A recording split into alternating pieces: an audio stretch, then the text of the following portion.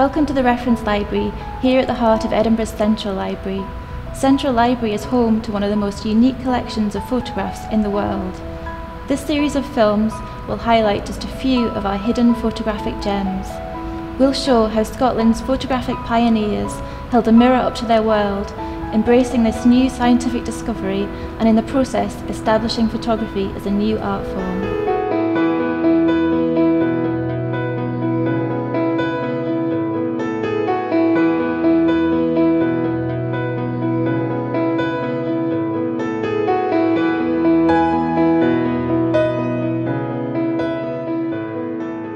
We have one of only two known photograph albums to have been produced by the Edinburgh Calotype Club, a photography club established as early as 1842.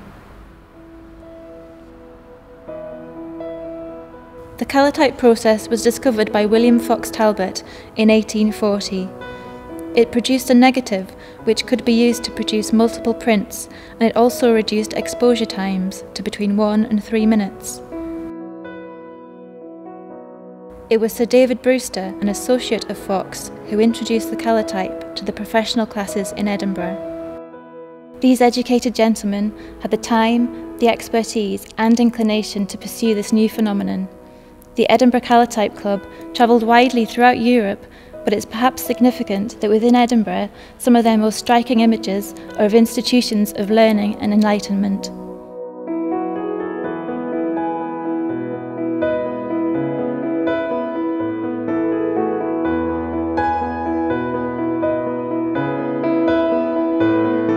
As well as monumental buildings, the Edinburgh Calotype Club photographed architectural details, using the technique to highlight contrasts in light and shade. The calotype has a soft quality too, giving it an almost painterly quality, although some of the framing feels very modern.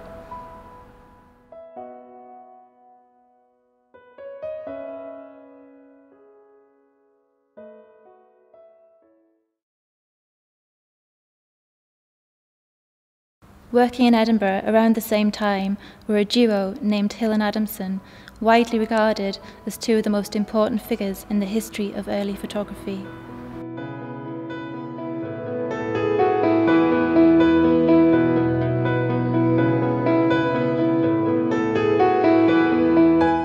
David Octavius Hill was originally a painter.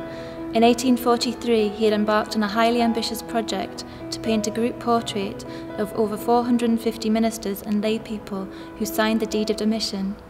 This deed separated them from the Church of Scotland, establishing the Free Church of Scotland. It was Sir David Brewster who introduced Hill to the idea of using photography as a tool to do studies of his subjects in preparation for the massive group portrait. And significantly, it was Brewster who introduced Hill to Robert Adamson. Adamson had the photographic skills to realise Hill's artistic vision, and it was to become a prolific partnership.